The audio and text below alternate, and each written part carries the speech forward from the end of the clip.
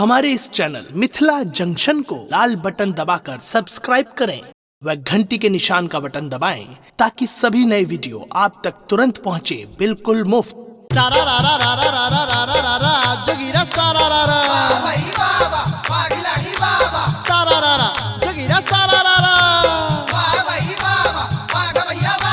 जही तही फगुआ में लागल छे भीड़ भैया लागल छे भीड़।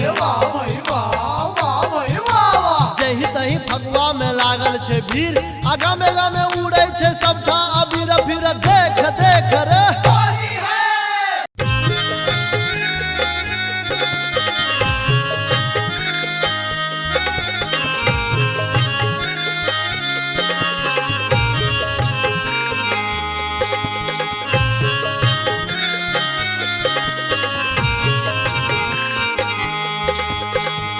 अपने सुन रहल छी गंगा कैसेट के प्रस्तुति।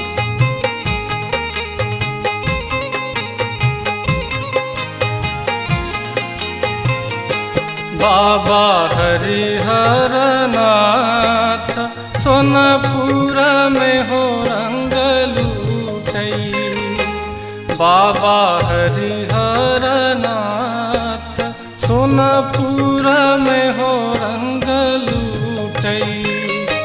बाबा हरिहर नाथ बाबा हो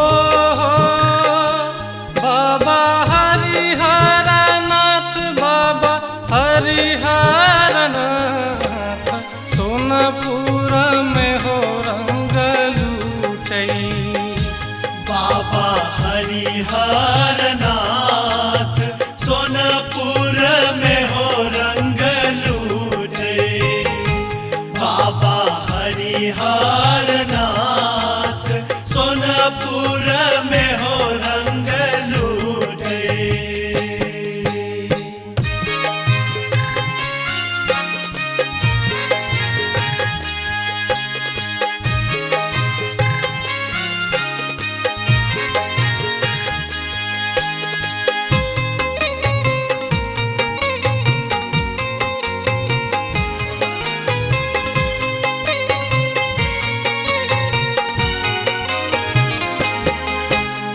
एक रंग लूटई बाबा हो विदेशर।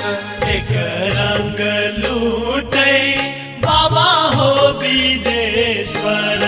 एक रंग लूटई बाबा हो विदेशर। एक रंग लूटई बैजूलाल हो एक रंग लूटई बैजूलाल सोनपुर में हो रंग लूटई। बाबा हरिहर नाथ सोनपुर में हो रंग लूटे। बाबा हरिहर नाथ सोनपुर में हो रंग लूटे।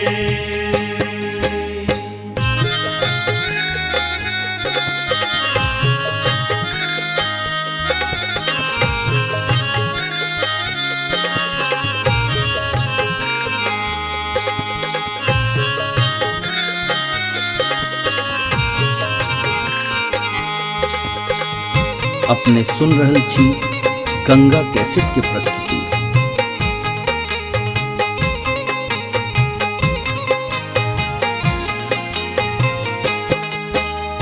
एक रंग लूटई बाबा हो कपिलेश्वर।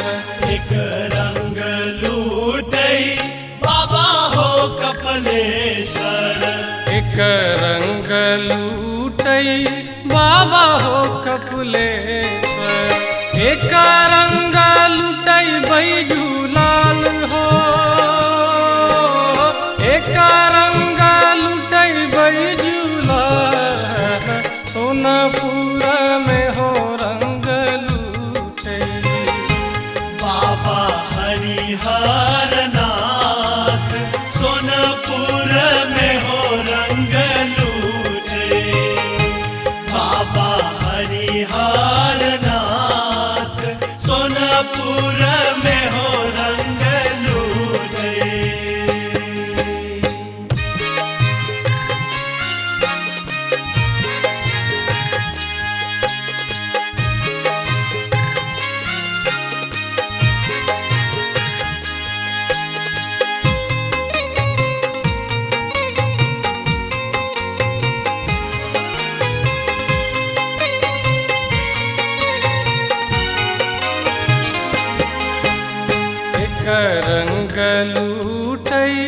बाबा हो कुशेश्वर।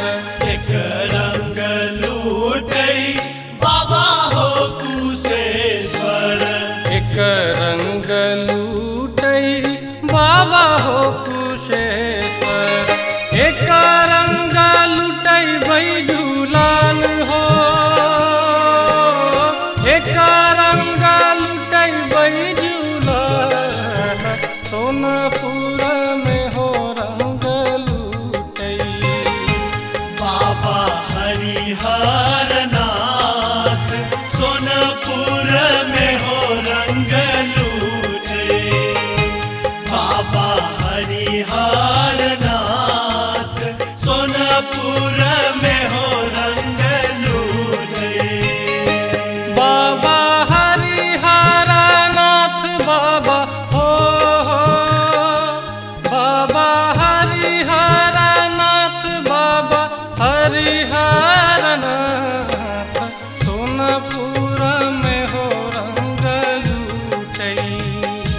बाबा हरिहर नाथ सोनपुर में हो रंग लूटे। बाबा हरिहर नाथ सोनपुर में हो रंग लूटे। बाबा हरिहर नाथ सोनपुर में हो रंग लूटे। बाबा हरिहर नाथ सोनपुर में हो रंग लूटे। बाबा हरिहर नाथ सोनपुर में हो रंग लूटे। बाबा हरिहर नाथ सोनपुर में हो रंग लूटे। हमारे इस चैनल मिथिला जंक्शन को लाल बटन दबाकर सब्सक्राइब करें व घंटी के निशान का बटन दबाएं ताकि सभी नए वीडियो आप तक तुरंत पहुंचे बिल्कुल मुफ्त।